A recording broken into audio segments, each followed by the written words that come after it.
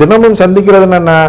தினமும் திருப்பலிக்கு சென்று அந்த நற்கருணை ஆண்டவரை புசித்து அவரை நம்புகிறேன் என்று நான் அறிக்கையிட்ட பின் தான் அவரை சந்திக்கிறேன்.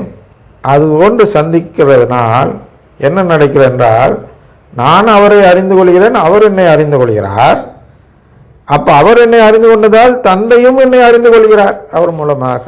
இதுதான் அவங்கள்ட்ட இல்லை, மற்றவங்கள்ட்ட என்ன இல்லை, இந்த அறிந்து கொள்ளும் நிலை இல்லை.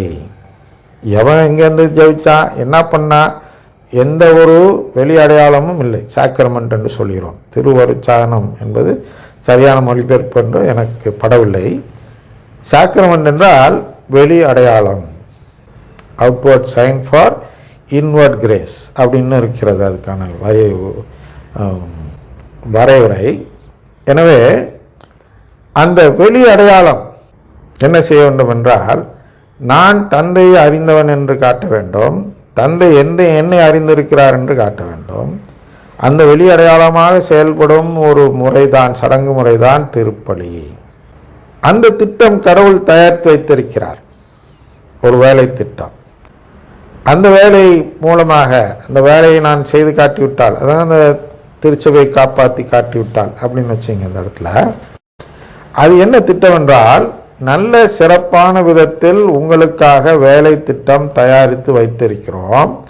அந்த வேலையை செய்தால், அதாவது திருப்பலிக்கு போகச் செய்தால் உங்களுக்கு வாழ்வு கிடைக்கும். எனவே அதை வாழ்வு தரும் வேலை என்றும் அழைக்கலாம். புரியுதா? வாழ்வு தரும் உணவுனா, இந்த உணவை நேராக எடுத்து புசிச்சோன்னா அப்படியே மேஜிக் மாதிரி மருந்து மாதிரி வேலை செஞ்சு அப்படியே செத்து போகிறவனுக்கு வாழ்வு தரும், அப்படி சொல்லவில்லை இல்லையா? இதை புசித்தால், இதன் மூலமாக உடன்படிக்கை செய்தால், கடவுளின் உறவு கேட்பவர்களாக நாம் மாறி கடவுளின் உறவை பெற்று கடவுள் நிலை அடைந்து கடவுளுக்குரிய வாழ்வை நாம் பெறும்பொழுது சாவு இல்லாத வாழ்வை நாம் பெறலாம். எனவே அந்த சாவு இல்லா வாழ்வை தரக்கூடிய உணவாக இது செயல்படுகிறது. அப்போ இந்த உவமையில் வாழ்வு தரும் வேலை. அப்போ ஒரு வேலையும் வாழ்வை தரும். எப்போ அந்த எஜமான் அது போன்று திட்டமிட்டு இருந்தால், இந்த வேலையை செய், உனக்கு நான் தருகிறேன். அது மாதிரி நமக்கு ஒரு வேலையை செய்து சொல்லியிருக்கிறார் இல்லையா? என்ன வேலை? திருச்சபையை வளர்க்கும் வேலை. அதை நாம் எப்படி செய்ய வேண்டும்? அந்த தாளந்து உவமையில் பார்த்தால், இந்த ஒரு தாளந்தை கொடுத்துட்டு அவனை போட்டு அடிப்பார். ஏன்னா நீ வட்டிக்காக விட்டுருக்கலாம்ல அப்படின்னா, நீ ஒரு முயற்சியும் செய்யலைன்னா ஒரு இடத்துல ஒரு வருமானம் வருகிறது. அது என்ன அப்படின்னா வட்டி கடை. வட்டிக்கு விட்டினா உனக்கு எனக்காக நீ வட்டி சம்பாதிச்சவனாக இருப்பாய், என் மீது அன்பு கொண்டவனாக இருப்பாய். நீ என்கிட்ட அன்பே இல்லைங்கிறதுக்கு என்ன, எனக்கு வருமானமே வரலனாலும் பரவாயில்லன்னு போய் புதைச்சி வைக்கிற. அதனால் எனக்கு வருமானம் தேடி தந்தால் என் மீது உனக்கு அன்பு இருக்கிறது. அதுபோன்று நமக்கெல்லாம் ஒரு வட்டிக்கடை கொடுத்திருக்கிறார். அதுதான் ஜெபமாலை. ஜெபமாலை என்பது இறந்தோருக்காக சொல்லும் ஜெபம். அந்த இறந்து போன ஆன்மாக்கள் மீட்பு பெற வேண்டும் என்பதற்காக சொல்லப்படும் ஜெபம்.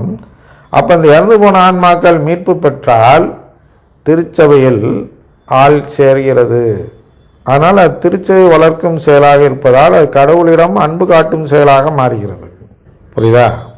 அது வாழ்வு தரும் வேலை. இது ஜெபமாலை சொல்லும் வேலை. இது ஒரு வேலையாக நினைத்து நாம் செய்ய வேண்டும். கடவுளிட்ட பணி. அதான் மாதா கொண்டு கொடுக்குறாங்க, சொல்லுன்ட்டு. ஏன்? ஆன்மாக்கள் மீட்பு பெற. அதனால் எனவே அதை வாழ்வு தரும் வேலை என்றும் அழைக்கலாம். இன்னும் சொல்லப்போனால் அந்த வேலைக்குள்ளே, அதை நற்கரணைக்குள்ளே இருக்கிறான்னு சொல்கிறோம், இயேசு இருக்கிறான்னு சொல்லுவாங்க. அது மாதிரி இந்த வேலைக்குள்ளே எங்கள் எஜமானனின் சொத்து எல்லாம் இருக்கிறது.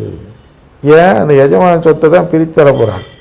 அப்படின்னா கடவுளுடைய வல்லமை அனைத்தும் அந்த நற்கருணை ஆண்டவருக்குள்ளே இருக்கிறது.